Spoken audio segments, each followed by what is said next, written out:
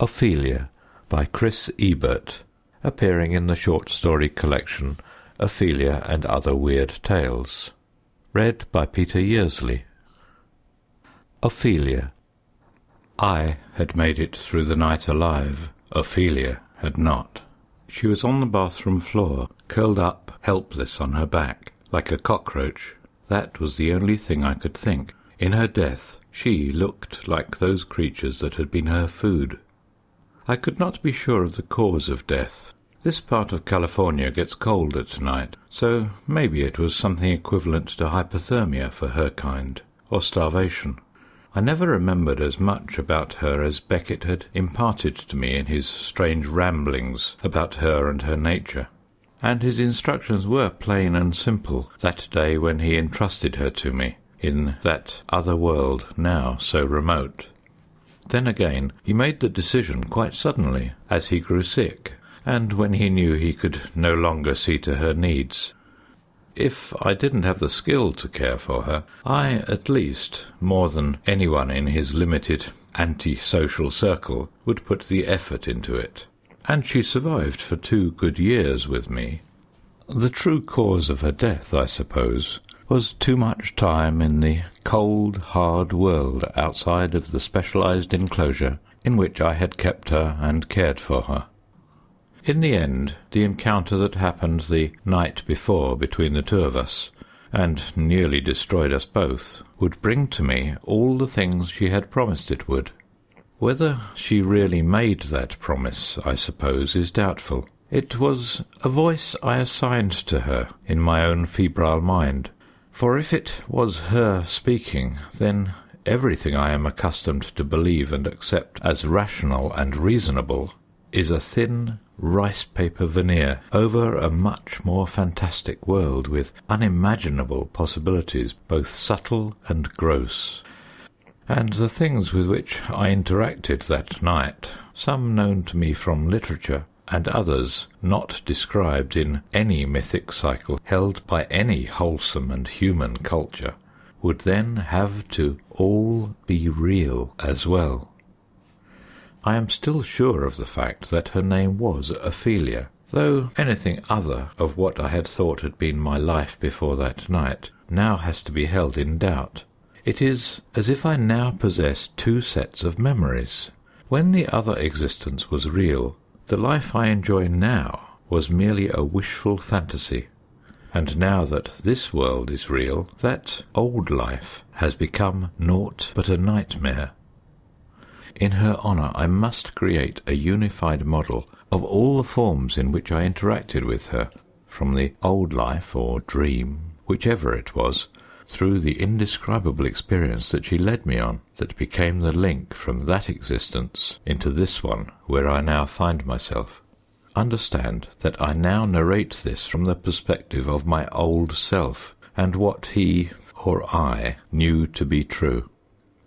But I suppose I should tell the tale as it happened, and begin with the part which starts in what seemed to be an understandable and mundane world of matter, and try to build a bridge to the events of that evening where those unknown eldritch forces found their way into my world through Ophelia, and gave me the means to retake my life, resurrected and whole again. My early life had little bearing on what would come later. I grew up in an insignificant, small New Jersey town, and went, with stars in my eyes, to pursue my fortunes in New York. Most of my studying was done there, and that's where most of the mistakes of my youth were made. I worked odd jobs, always of a white-collar nature if possible, amassing college credits where I could. New York is where I was happiest. The only time I can ever say I was truly happy, and not waiting for something to go wrong and disrupt my otherwise understandable existence. That was because of Cale.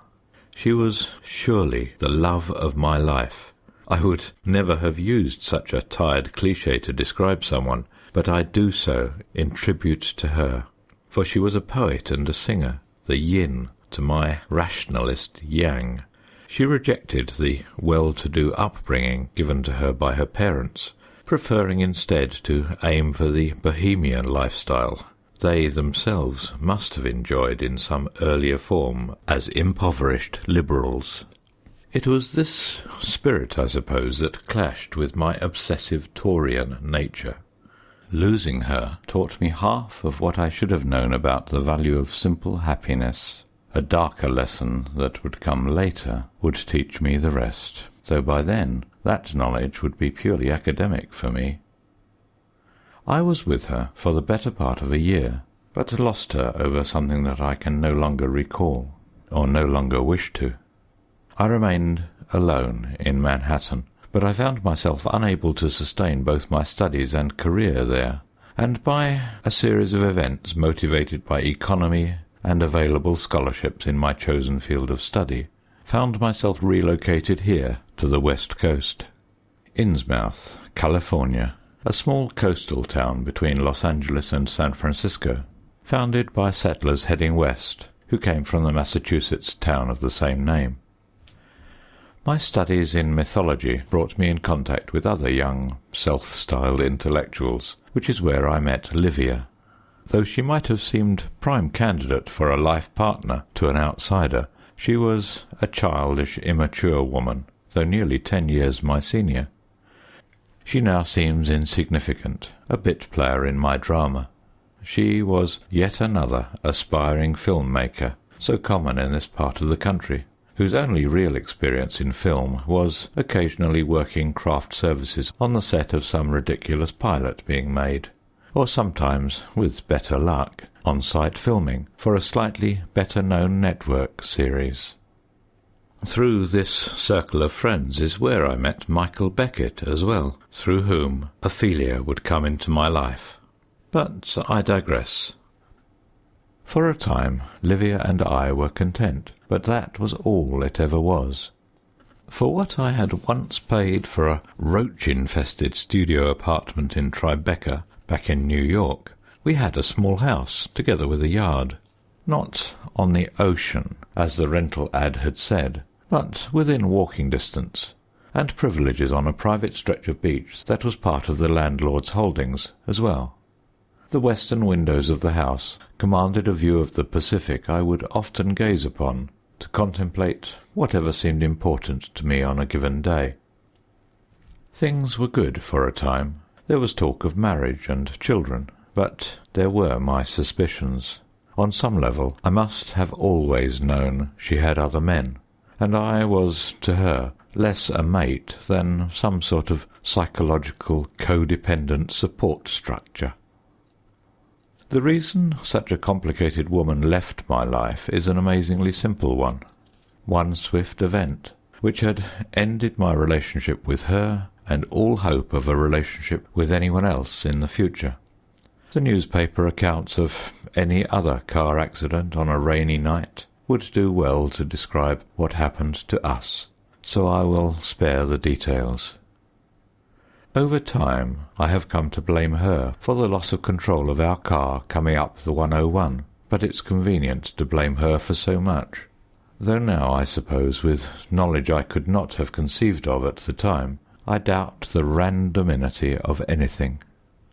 In short, the crash did not prove fatal to either of us, but not so for my face, destroyed by shattering glass and flame, and later worsened by infection.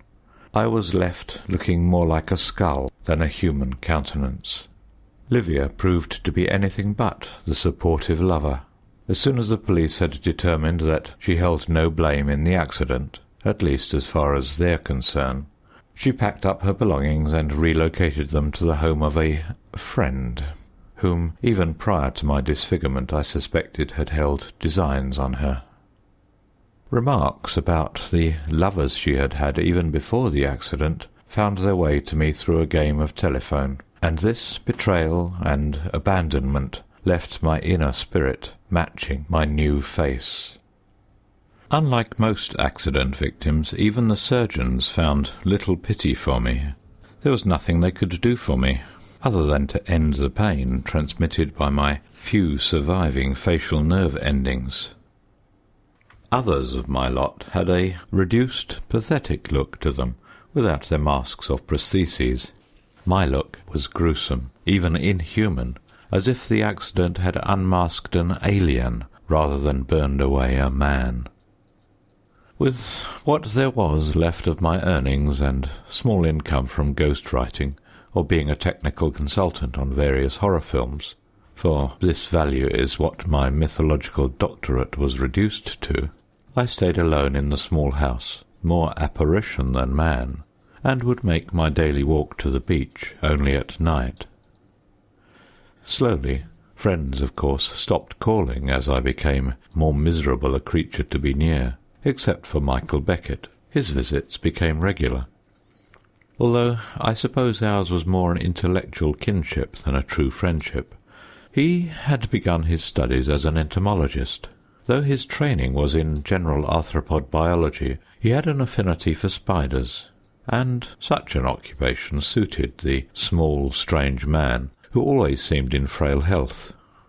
It was no great compassion or humanity that brought Beckett once or twice a week to my door. It was that no one else would have him, and his strange views on arachnids and their superiority to Homo sapiens, as he believed. And, to my credit, my own intellect, the only portion of my being which was then intact, was one of the few that could keep up with his strange fusion of genius and madness. I should take greater time to discuss Michael and his persona, but I hardly remember him beyond what I have put down here. He seemed less human, even, than I. Not evil or malignant, mind you, but out of place. His prize subject was Ophelia, an unidentified type of spider, or so he claimed, but she could have been something to be found in every backyard in California for all I knew on the subject. Some spiders, he would elaborate, were exactly what one would guess them to be: tiny, non-sentient automatons, driven on by instinct and chemical signals. Others, however, were nearly as intelligent as small mammals, possessing hunting skills, developing strategies that could be made and amended as circumstances warranted. And they had communications of a sort, by means of visual recognition of the signals of other spiders. Movements of the mouthparts, front legs, and eye stalks, used, he explained, in courtship, or agreement on boundaries of hunting grounds between members of the same species.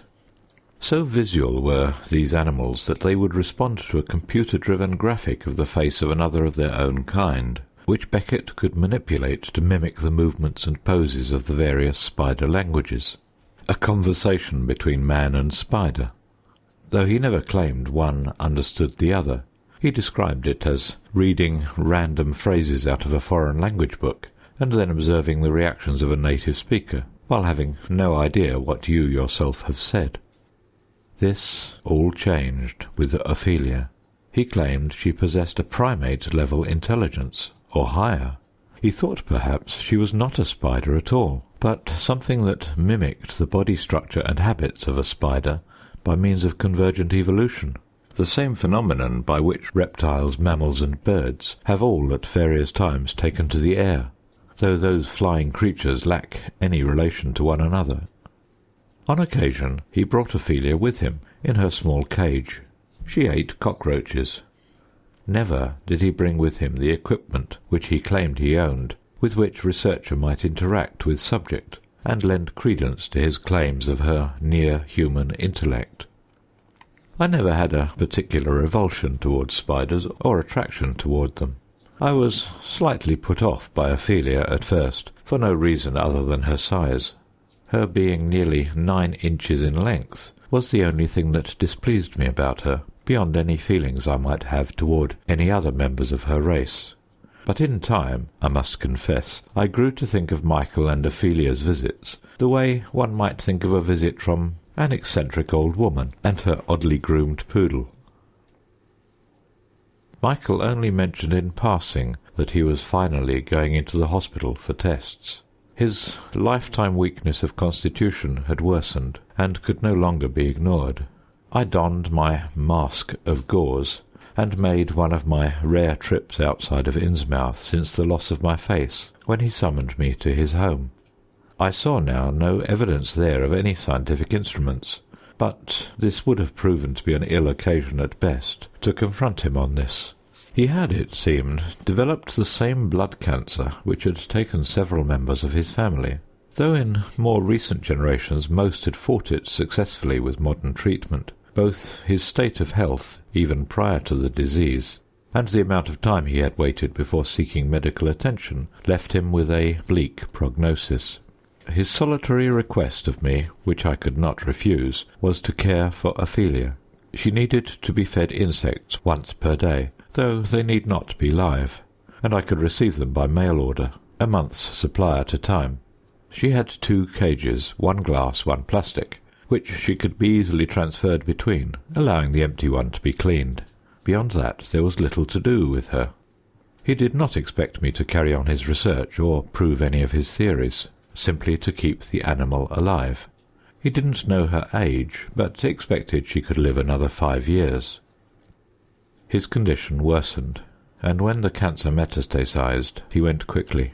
I did not attend his funeral, but went to the grave to pay my respects to him privately later. I felt he would have understood this, as he knew the disdain I now had for being around other people. One promise I did not keep to him was to contact Cale. In a rare moment of humanity, perhaps his only, he made me promise to seek her out. He knew losing her grieved me more than my physical condition, or my near poverty. But I didn't want her to see me as I was now, and she would be eternally kept from me by a fathomless gulf, even if I were not in the bodily state I now was. Now I, a living ghost, haunted the house, my solitary companion a spider left to me by my only friend. Ophelia, one of those creatures that creepeth and crawleth, was the last link to my old life, to any life at all. Each month, wrapped in dry ice, a supply of frozen and dead cockroaches would arrive on my door. I actually found handling the roaches and dropping them into the cage more loathsome a task than handling Ophelia herself when the time came for transference between her 2 cages. I was always careful to wear the gloves Beckett had supplied me, as much for Ophelia's protection as my own. He had indicated she was venomous, and though what toxicity or effect this might have on a human body was unknown, it was wisest to observe some caution when direct contact with her was necessitated. The routine with Ophelia became part of my daily ritual, as much as my walk to the beach each night, and the 2 hours of reading I did each day. I slept little, and what sleep I did take in was like that of a cat, short bursts of no more than 30 or 40 minutes, taken whenever I might like them. This was one luxury afforded me by my disconnection from the world of men, having been freed from any adherence to a regular schedule. About a year after Ophelia had come into my care, which was about 2 years after the accident, my reading had become somewhat impassioned again, whereas in the early days, before she came to live with me, reading was something I forced myself to do, to keep stimulation and fresh ideas flowing into my starving mind. I had been reading up on ancient Eastern myths, the last area of my studies which I was lax in touching. Classical Greco-Roman myth, Celtic, Egyptian, Native American, and countless other cultures, having had long ago been exhausted. From this I moved into modern myths, urban legends, and the archetypes of Jung. It was at this point that my reading took a strange turn. It would have been natural to then expand beyond mythology and move perhaps into a new study somewhat related: linguistics, history, political theory, anthropology, or psychology. Instead, I found myself now immersed in that most disrespected and maligned of subjects, the occult, and theory quickly led to practice. If I were honest with myself, what led me to this decision were my various misfortunes, and a need to make sense of them.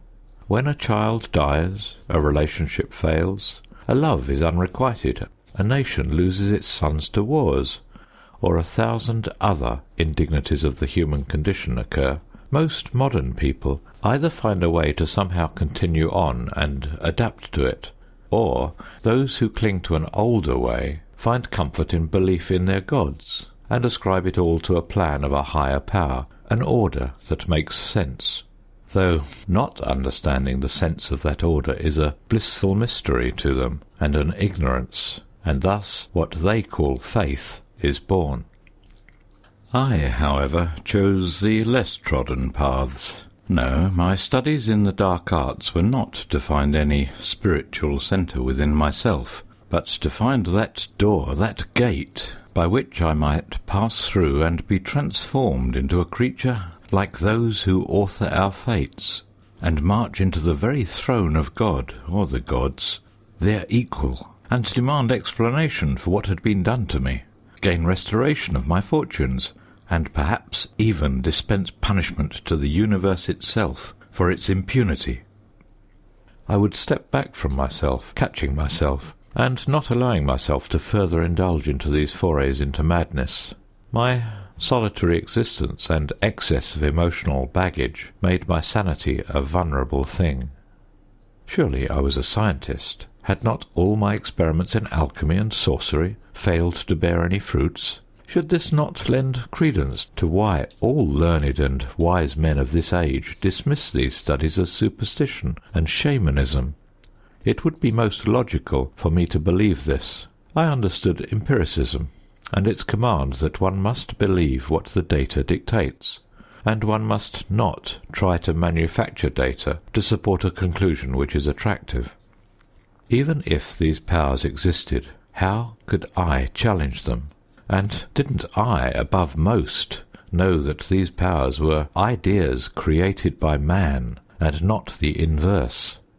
It was the earthy, hands-on task of caring for Ophelia that brought me back to the mortal plane, and put my feet back on the ground. I would talk to her sometimes for hours, as if she were my psychotherapist. But let me choose my words carefully. It was the act of providing her food and cleaning her cage that forced me to step back into the solid and real world. Ophelia herself inspired me to think of non-Euclidean, non-linear, and strange things. Things from a dimension that was perhaps unknown even to God himself, that predated him. Ophelia's race had seen the dinosaurs come and go, and Beckett had suspected she was not a spider at all. Perhaps she was alien. Not alien as the word is used today. How carelessly the word is thrown about to describe some physical or measurable creature from another planet or dimension, who visits our Earth by means of an advanced science. Such a creature, if it existed, is not an alien at all, but just another particle and player in this cosmos. No, my tiny alien was of a wholly different order, a piece of perhaps another existence, ruled over by beings as far above what we call God as our gods are above the amoeba, from a world where a whole number can exist between 6 and 7, where effect can exist without cause, where the world is not cleaved into good and evil, light and dark, male and female, not divided into duality, but is perhaps not divided at all, or is divided into 3, or is divided into a strange fractional number only theoretical in our mathematics. Yes, there was some precedent for such a thought. Lovecraft's Cthulhu Mythos. I had always felt as if a chord was struck within me when I read the Gentleman from Providence's tales of the thing that should not be, dwelling in the deep sunken city of R'lyeh, the source of all nightmare and madness in the tales, but somehow to me a kindred spirit. There were the Anunnaki of the Sumerians, beings described as being beyond even the gods themselves. And as a mythology student, those few professors who would even speak of them in furtive whispers warned me not to pursue such studies too deeply. The strange and savage beats of the Symphonia Axiota of the ill-fated Renaissance composer by Fulco, that no musicologist has been able to define on any scale now known to man or his machines. And 1,000 others, echoes perhaps of this greater reality, in which our reality, our whole existence, our gods, or even our afterlife, all our incarnations, are wholly contained in what is nothing more than an offence or infection to these gods beyond God. And they, though feared and loathed instinctively by our very atoms, have been forgotten and displaced in this world, cast aside, laying dead, yet dreaming, to our perception, somewhere between being a reality and a fiction, somehow both at once, just as I had been cast aside by the world of men, and by all that I had loved. They had reached through to speak to me, because they identified me as kin. Yes, their power was mine, and by this power I could do battle with the weak so-called fates and gods of this world, and be victorious. But they had sent something to me that they had given to no other, something tangible, a key, a guide, a representative, Ophelia. I never had all these thoughts at once, mind you, and as soon as she would return to her cage and consume her cockroach, they would pass. My preoccupation with the illimitable gulfs beyond time would soon be replaced with a thought, no less consuming, though more understandable, whether I should call for delivery or cook for myself, what to do about the payment of rent, as the requests for any ghostwriting or consultation were drying up rapidly. I forgave myself these strange beliefs, telling myself I didn't really believe them, that perhaps it was my imagination gestating a work of fiction, which would be a rich and alluvial work of fantasy, and once published and purchased, my salvation from the financial woes I was suffering. Then the final night of that old life came. It had to be a Tuesday. That was the night I always ordered a particularly spicy dish from the local restaurant. Though I couldn't really afford it, it was an enjoyable indulgence. Food needed to be incredibly flavourful for me to taste anything any more. As I walked along the beach that night, everything was eerily quiet. Nature is never silent unless something is wrong. At the time I anticipated that it was perhaps an incursion by those hidden powers into this plane, though it would later prove to be a much simpler thing. When I returned to the house and went about the daily process of Ophelia's feeding, I found her noticeably agitated, crawling all about her cage. I held the cage with one hand and reached for her with my gloved hand. Suddenly the earth itself shook beneath me, and I fell to the floor. In seconds my mind linked the chain of events, the quiet by the shore, Ophelia's behaviour. Animals were known to behave this way before an earthquake. It was almost humorous that this was the first earthquake I had experienced in the whole time I had lived on the Pacific coast. The glass cage had fallen with me, but done some damage in its death throes. I quickly saw blood coming from my wrist where the glove terminated, and no small amount. Racing to the bathroom to run water on the wound and examine how serious it was, I didn't even notice I was still carrying Ophelia. I grabbed her with my ungloved hand, and the stress proved too much for her. Familiar with me though she was, she wouldn't be handled in this way. The sting was instant as her venom entered my bloodstream. Instinctively I grabbed for the toilet tank in an attempt to steady myself, but quickly found I was not having trouble standing.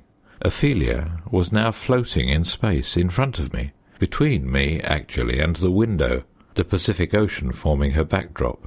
Her mouthparts and front legs moved quickly. Images and sounds reversed and intertwined in a sort of synesthesia, and words or concepts of them seemed to come forth. "We must move into the angles," she communicated. I saw the blood from my cut was flowing to the corners of the room, towards the right angles. No, not the blood, all of me, my essence. Something was coming. I could sense it, and Ophelia was insisting we make haste before it arrived. Something that would be reluctant to follow me into whatever void Ophelia was trying to lead me into. But if I encountered it here, in this world, I could not hope to stop it, not in this form. This was all somehow known to me without explanation, the way the background of a dream is simply understood by a dreamer. Yes, death was coming for me. But enough of me had flowed through the cracks now that I knew the angle we were truly exiting through was not just a right angle of length, width, and breadth, but of some additional axis. This void we were heading toward was outside of normal time. To follow me there would be fatal to death itself. As I poured into the void, I knew also Ophelia would be there once I arrived. She could perhaps transition between this place and the other more easily than I, a private doorway having been established for her long ago. I quickly found I could assume any form I liked. I chose, having been one who was faceless, that I should be a great black pyramid with no discernible features, except perhaps eyes when I liked. For I thought a pyramid could be extended into additional realities, and I knew the void would not be the only place Ophelia and I would be travelling to. But I assumed this shape when I was only partially transitioned into the void, and so with one backward look, or backward thought, I sneered at death. He was taken aback by my new appearance. He had perhaps lost many souls he had come to claim before in this modern era, snatched away from him at the last moment by the tools of the physician. But this would not be something he would be used to. He realized what he had just seen was unnatural, and I had no doubt he would be alerting whatever powers he answered to of this deed Ophelia and I had committed, and it would be within the greatest interest of those powers that we did not complete our mission. With ecstasy I soared through the abyss, my form now wonderful and geometric. I had a sense that there was something here, a place and a mind. That mind was beyond me, even in this new exalted form. I was sure earth's gods could hold no mysteries from me now, but I was in the company of something greater, or more likely on its doorstep. Though surely I was in some pocket of the universe that defied its normal convention, I was still in territories governed by those small gods I had cursed, but on the border of a bolder and older place. Words will fail to describe what occurred next, but I will translate it as best I can, and hope somehow the essence of my meaning comes through them. I now became aware Ophelia was with me, leading me in my pyramid body to our destination. I was also conscious of a third presence, both great and incomprehensible, yet feeling almost like a comrade in arms, something that reached out to me with an inconceivably remote kinship. He knows greatly what it has been like for you, for it has been this way for him, Ophelia said. Is it to him I plead my case? I asked. You will not earn the things you seek, she answered. You will make them, though I cannot be sure to what degree of success and what texture. The gods of earth must be reminded that their bubble is allowed to exist only by complacence of the outer ones. You are the messenger. You must bring them before the outer ones, and as a byproduct, you will be allowed to recraft the make-up of your lesser self. You may rejoin those outside whenever you like, though you may have an eternity in any of 1,000 other forms before such occurs. What pursues us? I asked. And what great thing are we before? Open your eye, she said. At this command I shot some missile of thought in all directions, and gave to this void an illusion of the world I knew.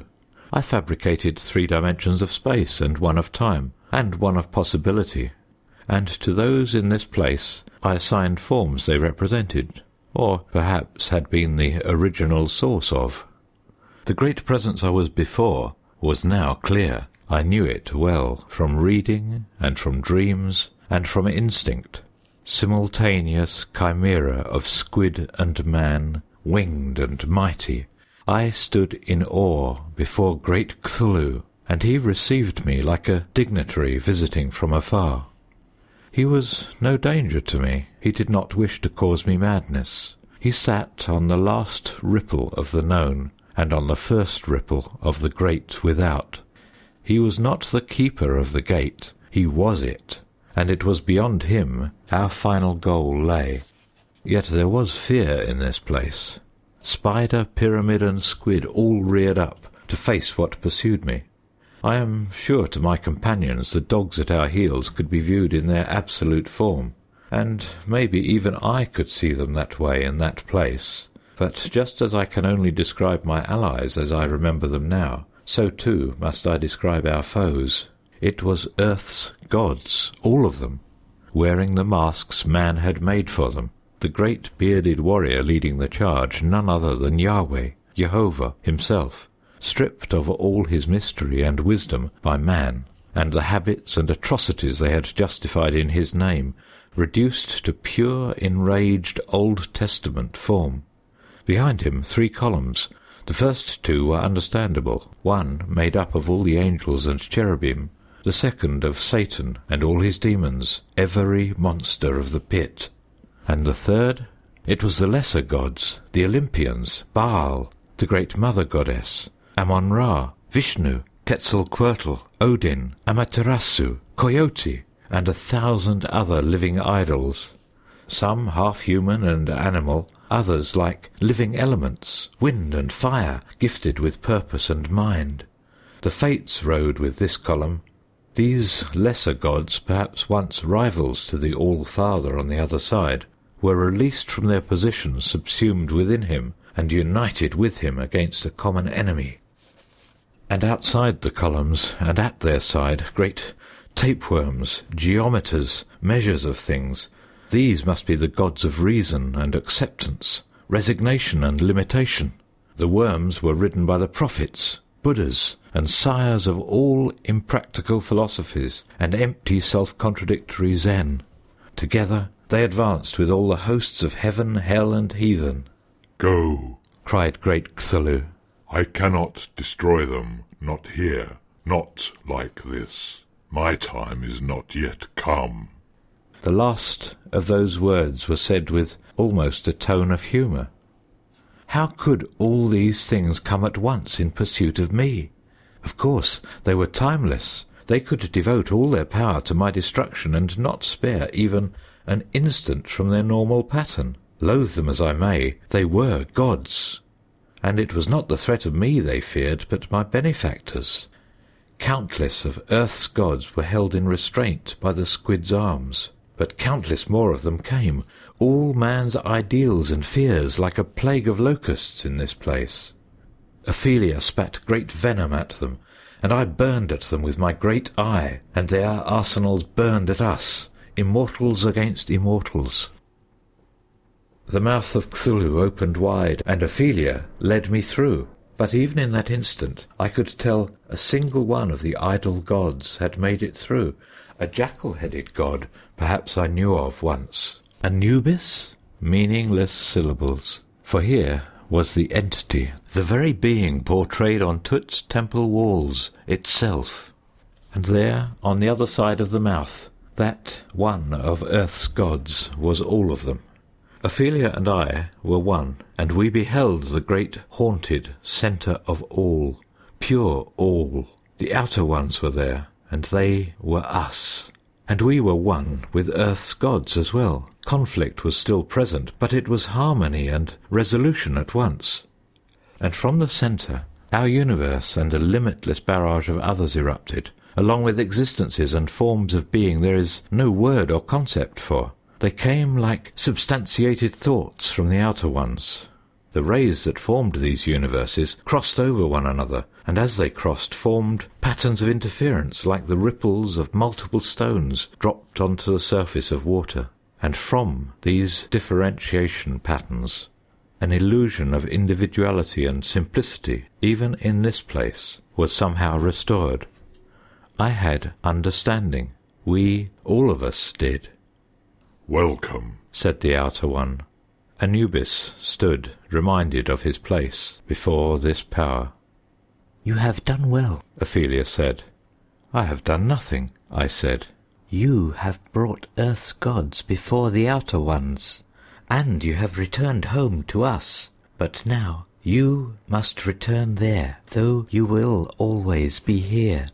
Do not fear their pursuit when back in their domain, for you will be allowed to construct your lesser existence from start to finish as you like. You will not change an old event and watch new grow. You will fashion it, beginning, middle, and end. As for Earth's gods, they have been purged of any ire toward you, and you them. You will have no use for one another there, for now, you see, all of you co-created all of it. None of you was pilot, but none was passenger." Ophelia's speech now sounds like gibberish, flim-flam and double-talk, but there it was plain and simple, even linear, and there it was not speech, it was a single thought. "I will not return. Though like you I am an eruption from the outer ones, it is not my place to exist there. Remember, what differentiates you from all that world's particles and powers is that you are a primary eruption from the outer ones. But their whole world is also such a primary eruption, and they are secondary eruptions from the outer ones. In their world, you once had a secondary eruption, an entity which sprang from you." And then I saw it, an illuminated strand coming out of me, my human self, my human life.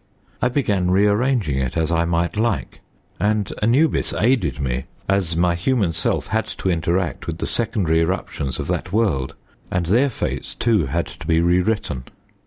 When I became too greedy, Anubis would remind me that, though I was a primary eruption, my strand was only a secondary one, and I would relent. When he became too greedy, I would remind him that he himself was only a secondary eruption, and I was a primary one, and this was our dance. Now I was the strand being moulded by the great black pyramid. Memory of the new life I was making flowed into me. It was only new for a moment, and then it was what had always been. Then all of it, the old life as the disfigured man, and the battle with Earth's gods, faded somewhat, though it didn't vanish. That odd dream, which seemed to be an attack on spirituality, yet had such a great spiritual quality, lingered for a moment. I had been humbled by it, though it had also been a sycophantic and embarrassingly pure indulgence of my ego. Telling of it, I fear I'll give the impression I'm simple and megalomaniacal together. Dream logic, an oxymoron. I remembered the old life, mind you, and the fantastic vistas I had seen beyond it, but after a few seconds of waking, put it where one puts dreams, and resumed my real life. I once woke from a dream of riding in a Model T with Richard Nixon, and thought it significant at the time until I shook it off. I put together the events of the night before. The spider that had crawled up my leg as I stepped out of the shower had become Ophelia in the dream, and now she, or it really, as I couldn't identify spider gender, was dead on my bathroom floor. I felt pity for how she had curled up. Her bite hadn't hurt me, but some event after I had lost consciousness had hurt her. She looked like a roach. Spiders eat insects. They shouldn't die like them. Still slightly shaken, I felt the need to search the house, and there was indeed no cage for the spider. A quick glance at my wedding ring confirmed Cale was my wife, and a look in the mirror confirmed I had suffered no disfiguring car crash. Why I cast Livia, a one-night stand, in the role she had had, I'll never know. I hardly even think about her. I'm almost surprised I remembered her name. I'm as confident as anyone else in solid reality now, save a tiny inkling I've never been able to shake off, that the events of that night, or an infinitesimal part thereof, might have had a reality of their own in some way. There were to be things that would almost lend this stray thought credence. Part of the charm of mythologists and storytellers is that we are allowed to believe just one iota in the things we write and read about, if it doesn't go too far. One thing real in both the dream and life was the spider bite. I waited 2 hours in the emergency room with the spider in a jar. The doctors couldn't identify the species, but my blood work showed I was in good condition. I couldn't throw the spider away. When I left the vacation house and flew back to New York, I brought it with me. It was a bit of a chore getting it on the plane. I told Cale about the dream. She listened patiently, interpreting it in terms of her own pop psychology. She was a bit displeased I had included the great mother goddess among the villains. Eventually I took the spider to Michael Beckett for identification. I neglected to tell him about the dream. He would have been insulted by the strange homunculus my subconscious had cast him as. Neither he nor any of his colleagues could identify it. It had features not to be found among any known arthropods, though he said several new species are identified every year. However, its cochlea was clearly female. He was kind enough to pull strings to return her to me. This gave me pause. Could all of it, or some portion of it, have been real? Maybe further tests on the spider could have produced more data, but I neither wanted the mystery solved, nor did I want to suffer the repercussions of having it confirmed. Aside from which, my final gift to the spider ensured her remains could not be tested again. Beyond knowing who I was and what was important in my life, I was sure of two other things. Cale was my wife, and we had a child on the way, and if there was something beyond this world, and something beyond even that, she, I, her love for me and my love for her would exist there too, regardless of the will of any gods. And I was sure the spider's name was Ophelia, and once, in a dark life, and in a strange world, she had been my friend. I wrapped her in a silk scarf, and weighted it with a stone, and cast her into the water. This was only a body. Whatever else there had been to her was still with Cthulhu, swimming the unknowable possibilities of existence. I gained this understanding as I watched her funerary package hit the surface of the water, and the stone separated and fell in a different spot, and I saw two sets of ripples form wave patterns on the surface of the water and interact in light and dark patterns of diffraction. The End of Ophelia by Chris Ebert, read by Peter Yearsley.